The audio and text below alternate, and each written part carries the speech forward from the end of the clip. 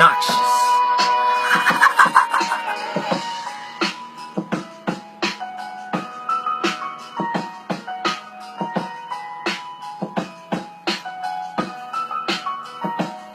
He woke up early that morning, the time was 5:46. He felt alive for a kid who had never tried on new kicks. Though he was hurting inside from all of the lines that he sniffed, he had a smile for the moment, cause he was obviously gifted. He was at a party last night and he had to fight to the finish. It was a test of his might, yes, but the other guy was diminished. So he felt like the business handler, nigga felt like a boss. He stuffed his knife in his pants and then he said to his mom, "It's protection for the dogs for when I'm walking alone." Gave her a hug and a kiss, then closed the door and he was gone. He had a fire in his eyes like he was out for some blood, as he strutted with pride and he muttered, "This is my hood."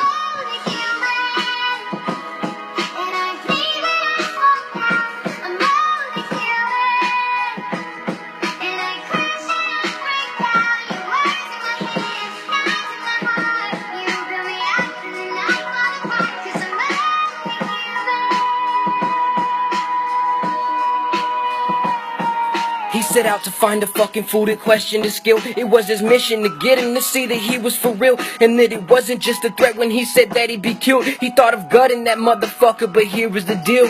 Before he arrived at right where that guy had resided, he heard a homie's voice call out, "Hey dog, do you wanna chill?" It was his best friend at the time, so I mean, how could he say no? The homies also offered him a couple tokes that they drove. He walked right in and didn't know just what was over that hill. A halo over top of an angel who sat there in hell. He fell for her cause she was Mrs. Right, the woman he would dance with in his dreams almost every night. He had a lump in his throat, but he got that dirt off his shoulder. He wiped that sweat off his brow. He thought for a moment, confused like, what the fuck should I do? He cleared his mind and stood up, and then he told her, "Hello, my name is not important, but it's nice to meet you."